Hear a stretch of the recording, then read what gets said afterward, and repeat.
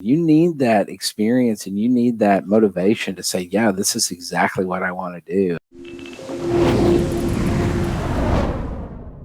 Ask the Dean, episode 47 with our model, Dr. Scott Wright, modeling Woohoo! our Premed shirt, Never Stop Learning. Never stop learning. Yes, love it. Love it, love it. Yep. Rachel Grubbs, how are you? I'm good. I'm also wearing a shirt that says things, but it's not Premed. Got words and stuff. It just persist. Well, that's pre-med-ish. Persist and resist. Yeah. Kind of the words of the last few years. Yeah. Exactly. Yep. Awesome. As in, yeah. Yes, as in. Well, I am back this week after the flooding of last week. Thanks for continuing the show without me. Yeah. I'm back in the studio, basement studio, hopefully not dying of mold exposure. Yeah. I'm sacrificing myself just to be here with you all. I miss you. Oh, and we're so happy. I thought you were just going to go to your backup studio in Hollywood. Yes, my backup studio. That's a good place to be. Well, what did I miss? What's been going on? Well, we had a fantastic session last week without you. I don't know what that means, but no, Yeah. I'm kidding. It was good. We missed you. Problems. Yeah. They're all getting 520s now. Mm-hmm. That's the way it should be. Mm-hmm. Good. All right. Except for that one that got a 528. You know, that was an anomaly, though. I will leave her anonymous because she didn't authorize me to share her name, but someone did email me to tell me she got a 526. Wow. Yes. Crushed it. Yep. That's amazing. Pretty cool. That is very cool. That is way cool. Yeah. Now, Ryan, we got a bunch of pre-asked questions, but I put them in before you joined. Can you see them? Nope. I never can. Bummer. That is a fault of StreamYard. I'm going to start repasting them in the same sequence. All right, there we go. All right, let's start with the first question here. When can we expect to have separate projected science and cumulative GPA in Mapped? That is a good question. Separate projected science. I don't think we have that. So let me log in. I'll actually, for the sake of our YouTube audience, I'll share my Mapped account here, this demo account that we have set up, and so students can see what we're talking about. So in Mapped, you have the ability to come up here, either here in more detail, or now under courses, you can click on view GPA detail here and see this kind of projected look of cumulative GPA. And there's projected stuff there. I don't know what are they talking about? Are they talking about the calculator? Yeah, they're talking about that. Yeah. So if I say, hey, I'm going to take 40 more credit hours at a 3.8, right now we're only calculating out cumulative GPAs. So we could theoretically add another column here of how many of these credit hours are science and do that. So there's obviously a bug here because this doesn't have current GPA. Let me take a screenshot.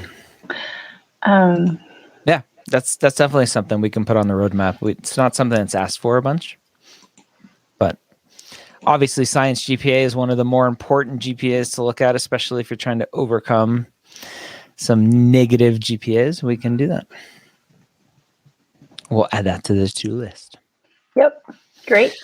All right, so next question here. My state has 2 medical schools, MD and DO. I really want to stay in state since my husband has a solid job and will be close to family if we decide to have kids soon.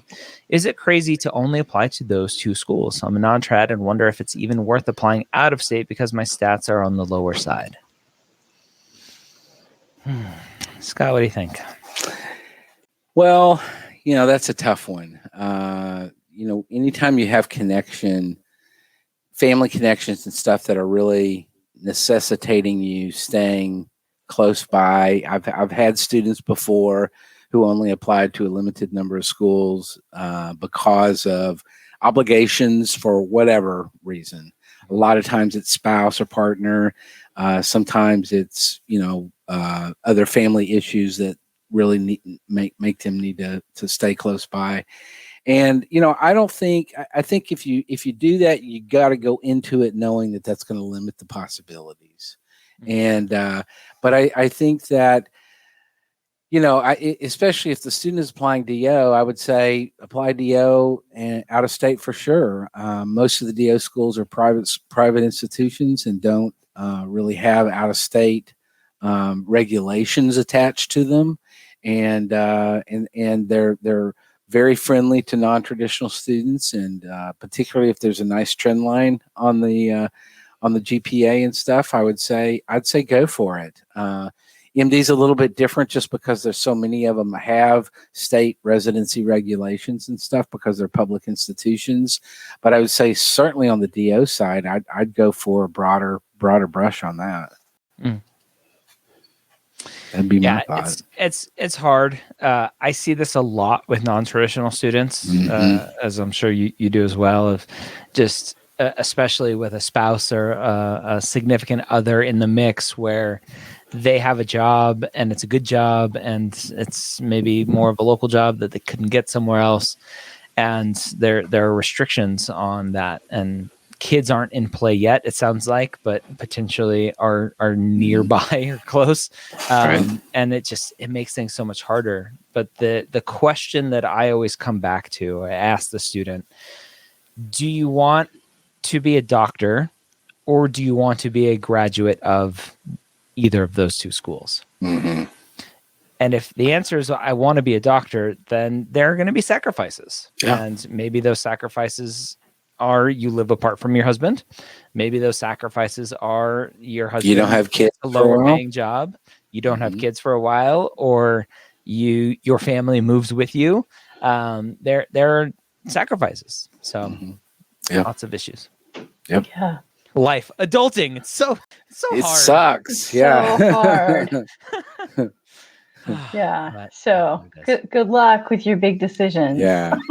Absolutely. Next question here. I currently work as a derm research tech, but it involves a few hours in our clinic each week seeing patients. Is it okay to break the clinical aspect out as its own activity on apps, or is it going to look like I'm, quote, double dipping? I don't want to lie and call my job clinical, but still want to highlight that I'm getting clinical experience and have that stand out. I also see the clinic aspect as most meaningful. Sounds like two descriptions for me. Yeah, I agree completely. Split it up. Yeah, I agree. I haven't seen it on AMCAS or TMD-SAS instruction manuals, but the ACOMAS instruction manual specifically says if one activity kind of involves two different things, split it up. Yeah. The double dipping really only comes from if you have 100 hours working as a derm research tech, if you put research 100 hours and then clinical 20 100 hours. Yeah. Right? That's wrong. If you did 80 hours derm research tech and 20 hours clinical for a total of 100. That's what you should do. Absolutely. Double dipping is more the hours. Agreed. I agree with that completely. Awesome. Next, I do like the idea of really emphasizing the clinical aspect when you're in the clinic and you're seeing those patients. That's super important. Yeah. Yep. Dr. Wright, that's a good looking shirt on you. I really like it. I know, blue. Right? I got it off this kind of sketchy website. I don't know what the deal was with it, but it's a good blue on you. Yeah, right. Next question here. I'm a third year traditional student. Trad student. I've never really seen trad student before. Traditional student. Nearby hospitals limited hiring, ended volunteering in 2020. In February 2021, I started a full-time job as a patient transporter. Will this be viewed as, quote, checking a box? It will be 2,400 hours by June of 2022. I mean, I don't think so. I think, this is the big, thing that we've been talking about, that we talked about 3 weeks ago in our broadcast on COVID, that, med schools that they get it. They get it that there's no volunteering, that there's limited hiring even. And so I honestly don't think that this will be viewed as checking a box. I think that it's going to be viewed as doing what you can to get experience. And sounds like you're going to have a whole lot of hours by next June. And so I'd say I wouldn't worry about it. Yep. It is what it is. Yeah. At the end of the day, the question I always go back to is like, what are you going to do different? Yeah. What's the alternative? Yeah. Like, they're going to see it as me checking a box, so I might as well quit. And then I can't do anything else because that'll look like checking a box. So, yeah. It is what it is. Yep. I agree. Awesome. All right. On to some live questions here. One of my favorite professors taught me in my chemistry class that carries full science GPA credit. One of my favorite professors taught me in my chemistry class that carries full science GPA credit through a 4-year university. But the class was taught in high school as a dual credit course. I want to ask him for a letter of recommendation because I made such a strong connection with him. He was instrumental in my path to applying to medical school. Would it be okay to use him for a letter? Dr. Wright? I would say yes. If he was teaching a class that was dual credit, so that means he was teaching it for the high school students as well as for the college credit. So he was employed by the college in some regard, so qualified to be teaching that class and getting college credit for it. I'd say sure, why not? Yeah. I mean, he's, he or she, whoever it is, got was credentialed and stuff. So I'd say go for it. Yeah. There's this weird fear that students have around dual enrollment courses, thinking that medical schools don't see them as college courses. That's the whole point of them. They're college courses. You just happen to be in high school while you're taking it. Yep. Tis true. Good. Yeah. I mean, I think the confusion stems from the fact that sometimes AP and IB don't count. Mm-hmm. And those are also meant to be college equivalents. Yeah. So there is some murkiness there. Yeah. But see, I don't see that, right? I don't see them as college equivalents. I think colleges have said, we'll give you credit. Thanks for taking those classes. We'll kind of capitulate and give you some credit.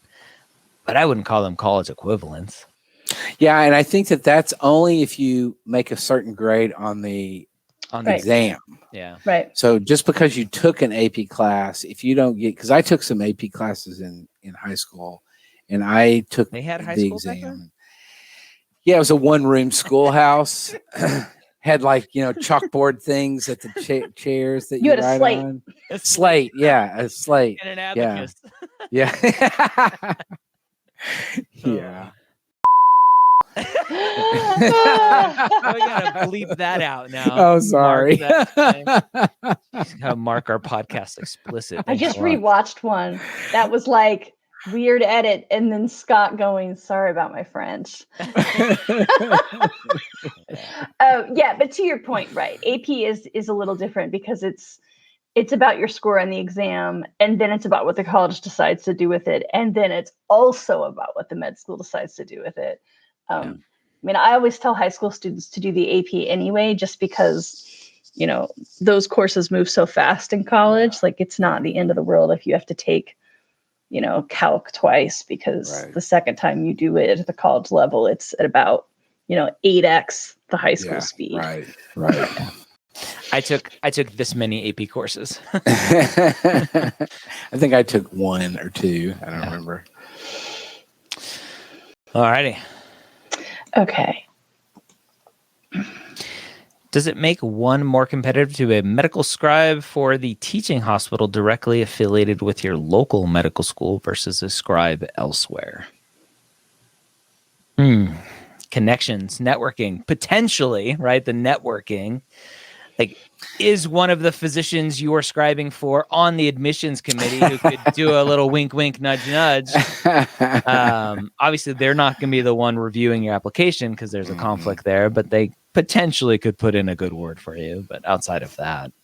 Yeah, I mean, I would look at other benefits, relative benefits besides that, before I would put a whole lot of credibility in that. So, I think, does it pay the same? Is it the same level of scribing work? Do you get to do more as a scribe at one place as opposed to another? Some stuff like that. Networking is important and does have benefits. So I do agree with that, getting a letter of recommendation out of somebody who's on faculty at the teaching hospital, could potentially be good if that is, something that might come out of it. Okay. All right. We got a couple other comments, but they were in the event, so I'm just going to move this one them here. over now. Did we see this one? Oh, no, go ahead. Yeah. I've been volunteering with my local church for many years as a musician. At one point, I did have a leadership position as the music director, which was paid, but otherwise it has been strictly volunteer for over 10 years. Is this something I can list as volunteering? No, it isn't, quote, essential like volunteering at a clinic or hospital, but does that matter if you're serving your community in some way? Yeah, I mean, I see this this is not uncommon. Volunteer work or leadership type positions within your religious tradition, and I think it's valid. And even if you got paid for a short time because somebody stepped out and you kind of stepped in, I think the vast majority of it sounds like was volunteering so I definitely feel like that. I would say it's that you could, put it as volunteer work, maybe with a caveat that, within the description that says, for a short time, I, was paid as the music director, but the lion's share of it was volunteer. Yeah. And the kind of second part of this question or the statement, I know it isn't, quote, essential like volunteering at a clinic or hospital, but does that matter if you're serving your community? There are some medical schools out there that want to see non-clinical volunteering on an application. Yep. Not every school cares, and that volunteering is volunteering, but some schools do want to see that you are out there giving of yourself, because as a doctor, you have to give of yourself. I don't necessarily like those correlations, but there are some schools that want that. I agree. All right. Oop. Yeah. I have an excellent job as a CNA that I enjoy, but it does not allow me to connect with any physicians. Would it be wise to leave my job for something like a medical scribe or medical assistant that would possibly allow me to get a physician letter of recommendation? I'm worried that without a physician LOR, my choices of DO schools are very limited. A volunteer or shadowing opportunity is very unlikely given the current situation. Wow, that's a tough one, because if you got a really good, strong, position as a CNA, then I think that that's great clinical experience. And I would say, in fact, probably CNA experience is better than scribing experience, just because of what you're getting to do and the amount of patient contact you have and direct patient care that you're doing. But I understand the issue of a DO. So what I would do if I were you is I would try to make connection with the nursing staff at your current job, and and if possible, some of the physicians within the context of your current job, and just tell them what you're doing, and network in that way as a CNA, and then see if you can't connect with a physician that would let you follow them around for a day or two, or whatever, take them to coffee in the hospital cafeteria, whatever you can do to connect with them in a way that would allow you to do some further shadowing. But so I think that's kind of my feeling on that. Yep. All right. That was like Bubba from Forrest Gump. That's all I got to say about that. Yeah. Such a good movie. Oh, I love that movie. Student asks, my MCAT score is not horrible, but also not where I want it to be. I really want to apply as early as possible. Is it better for me to apply early in May with my okay MCAT score, letting them know I'm going to retake, or wait until I get my new MCAT score back and then apply? Well, I think a lot of schools, I don't know to calculate out how many schools that would be, but there's going to be a good portion of schools that when they see that you're retaking the MCAT, they're going to hold off on everything until they get the new MCAT score. So it's sort of applying early is not going to really mean anything other than getting your application in the cycle for validation or verification. And then, then that would be good. But otherwise, I don't think there's a benefit necessarily in applying super early if you're going to be waiting on that other MCAT score. Yeah, I always lean on rolling admissions is really important, and it is very nice to get your application in line to get verified. This would be such a kind of a moot point if AMCAS could verify applications as fast as ACOMAS does. It's like somehow ACOMAS does it in 4 days, no matter when you apply. But AMCAS, it could be 6 weeks. I'm like, why? Like, what are you doing that's so magical that ACOMAS isn't doing, or whatever? I was just rereading their handbook, and they say expect up to 8 weeks. Yeah. I mean, it doesn't always take that long, but that's what their fine print reads, is like, allow 8 weeks. Yeah. Anyway, this is not the AAMC bashing committee. The rolling admissions is just so important. And so, and as you said, right, as pre-COVID, post-COVID, and kind of last year with the exception, schools are going to look and go, oh, you have a pending score. Let's just wait. We don't care that you got a 495 your first time. We'll wait for your second score. Right. Or whatever it is. Right. Yeah. And I think there's a lot of schools that'll do that. Yeah. Particularly if you're on the bubble. Yeah. The fear is always like, they're going to see my 495 and just reject me. They don't even care that I have another score. Like, no. Like, they understand that the MCAT is a beast and that students mistakenly treat it like just a normal test and walk in blind and do terrible on it. And then you come back and you crush it because you prepared for it properly. Right. Yeah, mostly. That's right, yeah.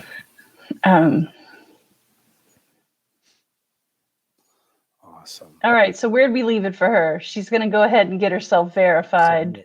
Yeah. Yeah, I think so. Or him, sorry, them. Them is what I should say when I don't know. Okay, here's an interesting one. I'm planning on starting MD, DO, PhD outreach group. Can I still list this on the AMCAS and ACOMAS activities experience section if I project my participation dates? I have no idea what that is. Outreach group? I don't know. DO, PhD outreach group. I don't know the answer to that. Yeah, I wasn't sure of the context either. I guess what we can say is, for any of those activities, you shouldn't be projecting if they're not ongoing. Right. So I don't know if this person is applying in, what are we down to, like 14 days now?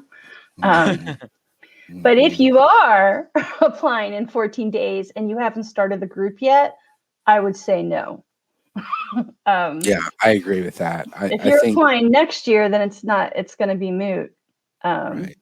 Now, and I'm only saying no because you've worded it planning on starting.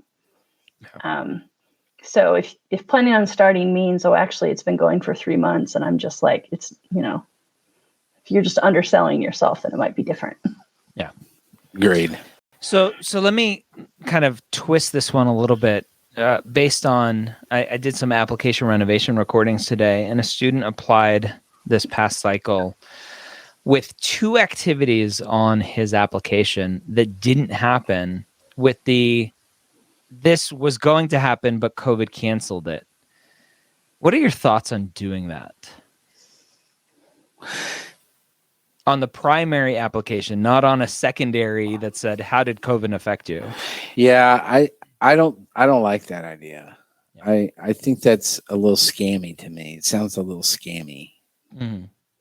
Just because, I think that you have the ability in other parts of the application, particularly in secondaries these days, to talk about how COVID affected you, just like you said, and to put that in the activities section as if it's something that you did. I just don't like that idea. It sounds, because I don't mean to overplay this, but if an admissions committee member or a reader is simply scanning an application and they miss the fact that didn't occur, and you talked all about it and everything, then there may be an assumption that you did all that. Does that make sense? Yeah, it feels really checklisty to me. Yeah. Like I wanted to prove to you that I had these things, as opposed to here's what I experienced and learned from it. I mean, nobody would ever tell med schools, well, I got a 512 and a 513 once on my MCAT practice test. So even though it was a 509 on the real day, I think you guys should go ahead and mark me down as a 513. Like, it's understood that if it doesn't happen in the official context, it doesn't happen. Right. Maybe somebody would do that, but they'd be wrong. All right. Good luck with whatever your outreach group is, though. Yeah. When is a good time to leave a non-clinical career for something more clinical? Yesterday. Yeah, I was thinking now, or I think as soon as possible, for a variety of reasons. I think that the more clinical experience you get, the better off you're going to be in terms of letters of recommendation, in terms of experiences that you're going to have, but also in terms of motivation. This is, especially if you're a second career and you're thinking about going into medicine, you need that experience and you need that motivation to say, yeah, this is exactly what I want to do. And so I would say as soon as possible. Yeah, it's hard, especially for non-traditional students. They may be in a career that pays them very well. And so leaving a stable, high-paying job can be difficult. And I always like to say, well, it's not an either or. Maybe there's a mix that you can do where you can cut down on the hours of your current job to start doing some more clinical things so that you can still benefit from the career and the financial stability or whatever else it's bringing you. Yeah, I agree. Yeah, that's exactly what I was thinking. It's like, or maybe never if you can't afford to leave your non-clinical career. But when is it a good time to get clinical? As soon as you know you want to be a doctor. Yep. Exactly. I agree. Are there any potential cons to bridge or post-bac to med school programs? Cost. Money. Yeah, exactly. Come on, finish it, Scott. Money. Good job. Yeah. They're expensive. And at the end of the day, there's no guarantee. Right? Because there's still restrictions on, you have to keep this GPA, you have to get this MCAT score, you have to do this, you have to do that, you have to jump through all these hoops that we're going to put in front of you. And what is the guarantee on the other end? Most of the guarantees are a guaranteed interview. And that's at the most. Yeah. So, but I think the money is the biggest con. Not like a con job, but like negative. The biggest negative. Yeah, exactly. Yeah. All right. Here's one we've gotten, but not in a while. How's a master's considered when compared to undergrad? Yeah, that's a good question. And we do get that occasionally. And so I would really say that it depends a little bit on what the master's program is in and what field it's in. And the reason I say that they're often not considered comparable is that grading is much different in graduate school than it is in an undergraduate program.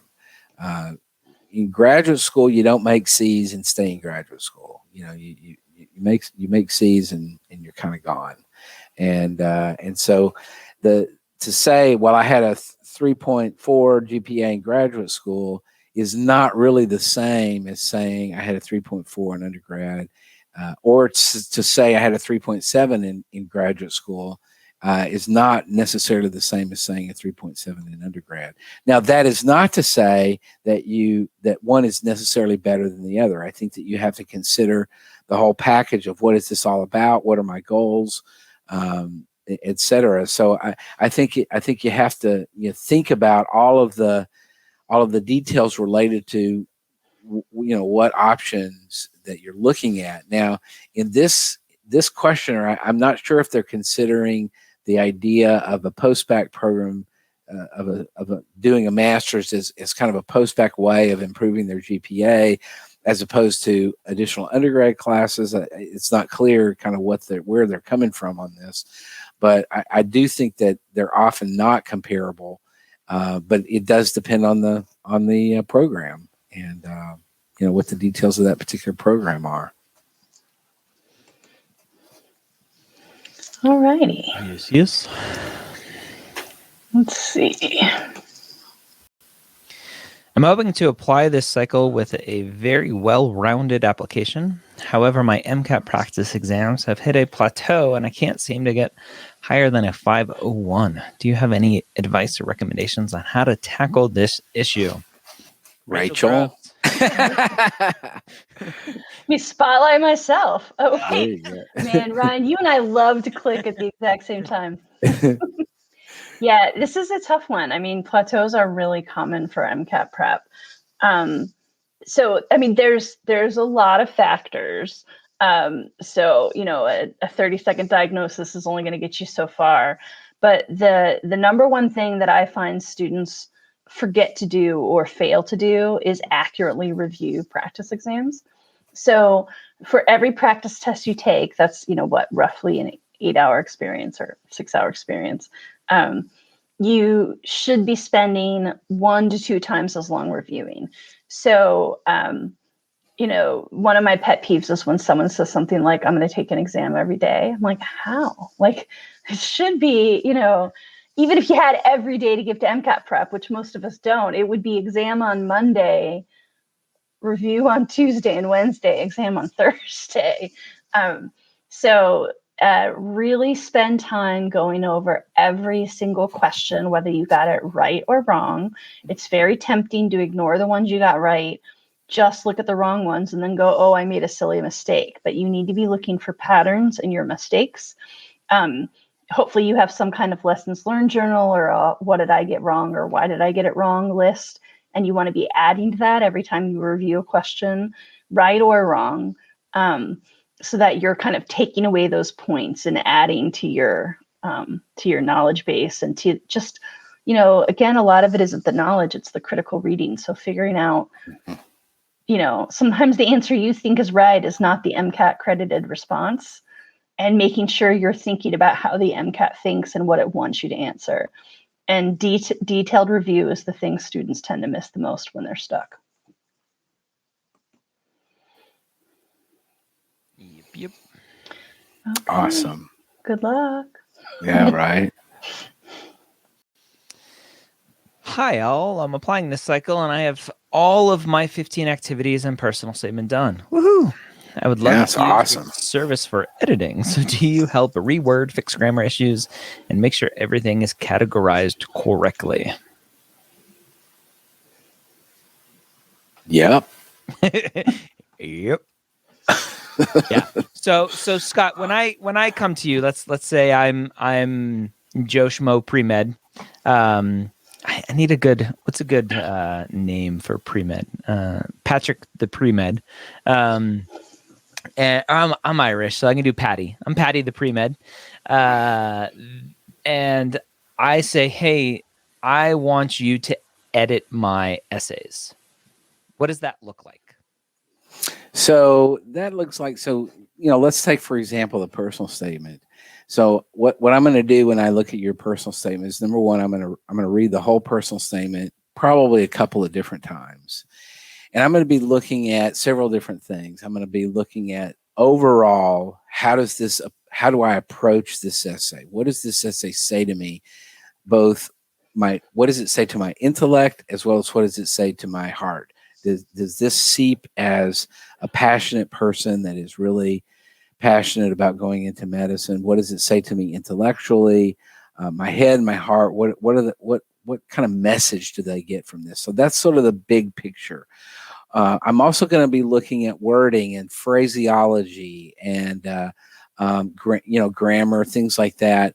What is the best way to look at this? I was editing one earlier today where this was a nurse who was in her essay was talking about being a nurse, and she said that she had talked about a trauma that had come into the emergency room as a nurse, and how she was dealing with this trauma, and how she was so anxious to be a part of the team to take care of them, and that's one of the reasons why she was wanted to go into medical school.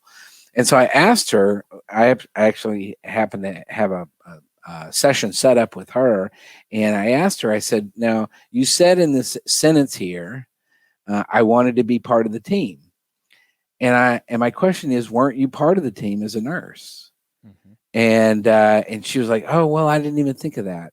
Yeah, you're right." And so we worked on talking about how we could change that part of it to better indicate kind of what she was thinking. And so that's the type of things that I'm going to try to point out. This is the message I got from this sentence. What was your intention when you wrote this sentence, and or this paragraph or whatever? I'm going to be looking at transitions. Is it make sense in terms of transitioning from one thought to another?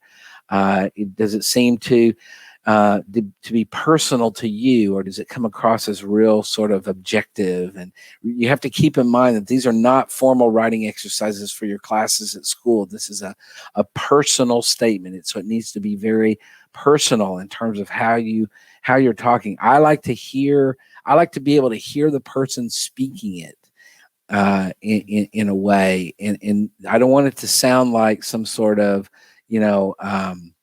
encyclopedia language or real super formal language. So we're gonna be doing all of those things when we look at your activities or at the personal statement, and give you input, and then it's up to you to accept or reject what I've pointed out, or what we say. And I think most students are pleased that they want to have other people read the essay or the extracurricular activity descriptions and stuff. And I think it makes a really important point for an application to have various people reading it, and not just people that you love and that love you and that think everything that you write is awesome and stuff like that. You need a critical eye to give you indications of what they think. So Yeah, I think that intention is really big, especially like during my application renovation videos. I'm like, here's what I'm seeing when I read this, or what I'm hearing when I read this, or whatever that statement is, and they're like, oh, that's not what I meant. I'm like, oh, that's not what you wrote here. Yeah, exactly.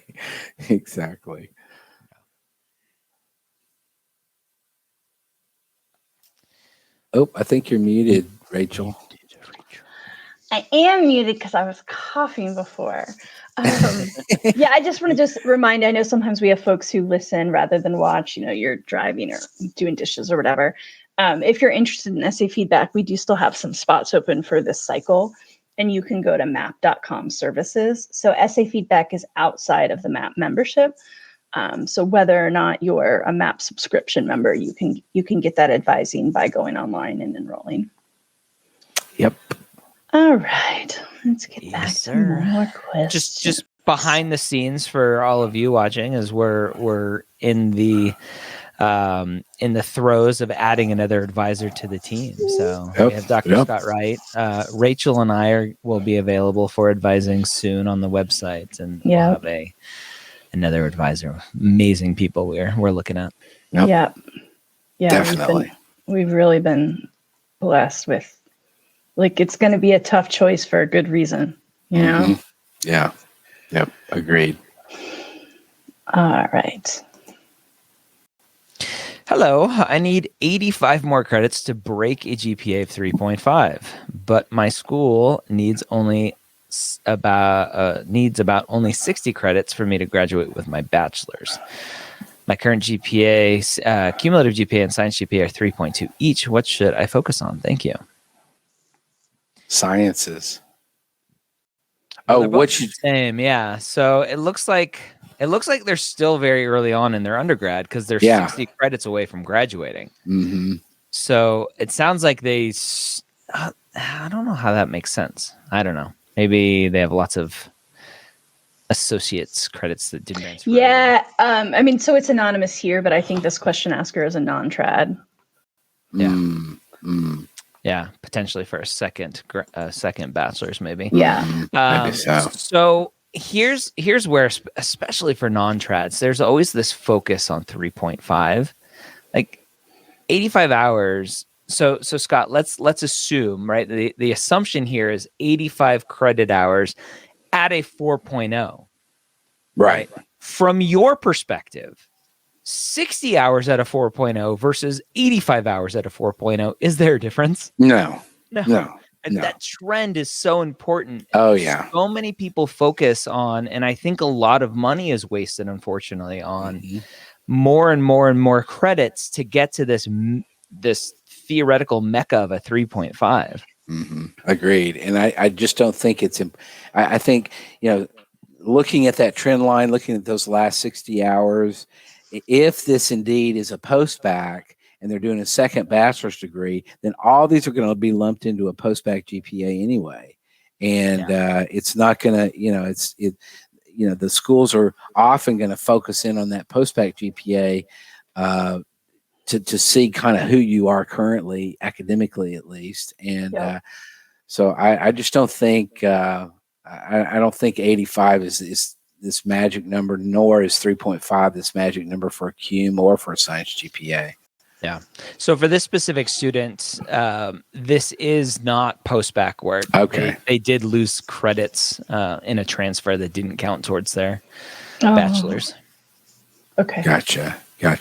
So still show up on an application because you have to put all the grades, but aren't available for the degree. Right. Which is kind of a benefit, right? Because they're being forced to take more classes, which it sounds like they've kind of fixed their ability to do well in classes, and so their undergraduate GPA will be improved. And I will tell you that at least in the state of Texas, if you go above a certain number of classes above what you need to graduate, you get charged the out-of-state rate. Ooh, ouch. And that's the purpose is to take care of these professional students. That's all they ever do is go to school. They never graduate. They just keep going and going and going and going and exploring and, all this stuff. And it wastes resources. And this is the theoretical structure behind the decision to do that. But, so just be aware that, check and make sure what you need to graduate. But I completely agree with what we've just said is that trend line and those last 60 hours are going to be crucial. Yeah. All right.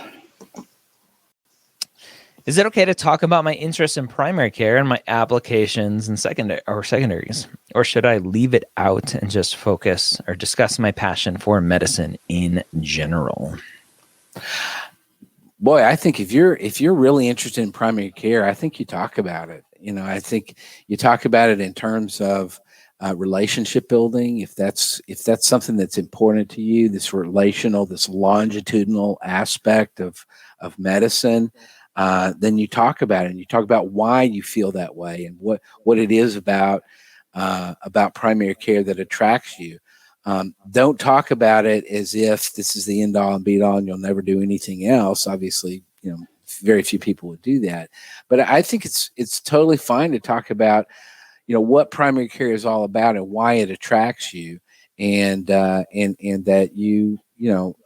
that's what attracts a lot of people to primary care, at least initially, is this sort of relational the relationships that you develop over time in a primary care setting. Whether it's, I was just talking to somebody today about they had shadowed a pediatrician, and the pediatrician had one whole wall full of pictures of all their patients, and it was a timeline, and it showed the patients growing over the years, and that just super attracted the student to that.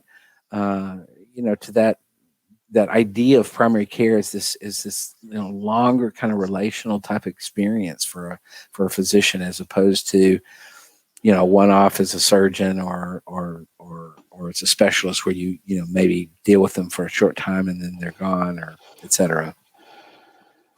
So I think it's cool to talk about it. Ryan, what do you think? Yeah, I think my general advice is always like focus on why medicine and not a specific specialty. Primary care, though, is like it's I think perfectly fine. I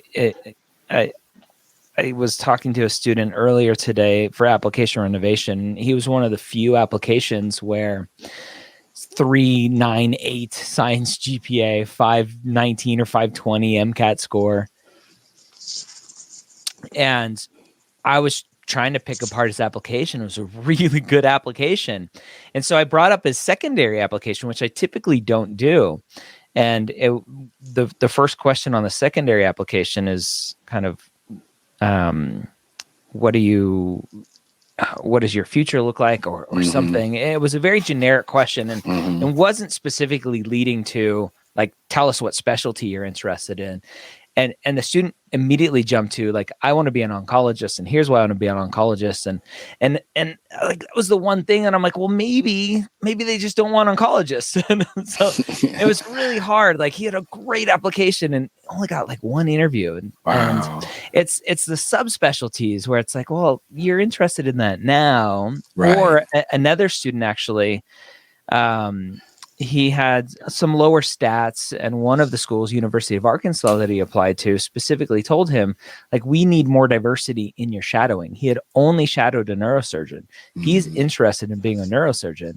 And their kind of excuse was, we need more diversity in shadowing. And what they're saying is, you need to shadow primary care because that's our mission here. So, but focusing on primary care was not going to hurt you at most schools. No. Yeah. If mental health is a big part of my story, is it okay to talk about this on my personal statement? Below 3.0 GPA with a strong upward trend. So I don't understand. So if mental health is a big part of my story, is it okay to talk about this in my personal statement? So let's leave the GPA out of it, because that's really not important. Yeah. And so I think it depends a little bit on what you mean by a big part of my story. Is it if it's your own mental health issue, or if it's a mental health issue of your father or mother or brother, or somebody ancillary to you? I mean, I've seen that a lot where students had a family member who was diagnosed with bipolar disorder, or some other sort of mental health issue, and so they were in the process of helping them deal with that issue and helping their family and dealing with it themselves. They came to understand a lot about medicine, and they wanted to go into medicine because of that. Absolutely. And the thing that gives me pause about discussing it in terms of your own mental health, if that was your own mental health issue, is you could be potentially talking about a disability that has to be irrelevant to the admissions process. So if I don't know if that makes sense, Rachel and Ryan, what I'm really trying to say, but you have to be a little bit careful in terms of revealing things that should not be considered in the admissions process because of disability issues. There are, federal laws related to that, and so I think you do have to be careful about that, and that's a good example of, I think, some situation where you would want to seek out advice from a professional in the admissions process, whether it's somebody here at MAPT or elsewhere, that can really give you some guidance and kind of talk through what that looked like, the effect that it had on you, and then how you would talk about it in terms of your application, the personal statement, for example, to really get some good feedback. Yeah. As always, if it's a big part of why you want to be a doctor, then it probably should be there. There are good ways and bad ways to focus on it. Right. Yeah.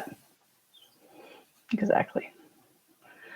All right. Well, we're probably not going to get to everything tonight, but sorry, I can't tell if this is sad or funny or both. How do I maintain my drive for medical school when studying physics and organic chemistry makes me want to throw myself out of the nearest window? Hopefully it's a first floor window. Good response. Can we throw up the National Suicide Hotline number, please? Yeah, right. I know. I was like, I don't. That's. I always try to memorize that number. I can never remember. Yeah, please don't harm yourself. Yeah, don't do that. Wow. Yeah, so my honest answer to that is put yourself around patients, put yourself around the clinical setting, remind yourself why you're kind of suffering through those courses. It's not to prove that you can get A's, it's just kind of the step of the process. Agreed. Wonderful. I really am going to put up that number real quick, just because there you go. That can be triggering. They've got chat too. You don't have to call if you're anti-phone, like, most humans. Mm-hmm. So if you'd rather chat with them, you can go to their website. Yeah. And, I was laughing about the statement. And one of the things that I recommend to students, and I'm a big advocate for symbolism. And one of the things that I really recommend is find a symbol that's going to motivate you. I think maybe it's a picture of, your grandfather who was a doctor and was your idol or whatever. Maybe it's I think a good symbol is go get a stethoscope at Amazon and stick it on the wall in front, so that in front of where you study. Because there are times when you're going to be studying physics or OChem or whatever, when you're going to be just going crazy and you're just at your wit's end. And that's the time when you need to look up at that symbol and say, this is why I'm doing this. This is the very reason why I'm sitting here at 3 a.m. studying OChem or whatever. And the impact that symbolism can have is, I think, enormous. And I think you have to have, I was talking to a student today, in fact, about doing this. And she was very grateful for the advice, and she said, "I'm going to do that." And I told her, I said, if you have to put it around your neck and listen to your heartbeat, whatever you have to do to motivate yourself and to continue to push yourself and drive yourself, then that's what you do. That's what you keep doing. And so if it takes a picture or a stethoscope or whatever it is that motivates you, that is going to serve as that symbol for you, do it. Yeah. And it shouldn't be a $10 bill. Correct. should not be the monies. Nope. Yeah. Right. Another Ask the Dean in the books.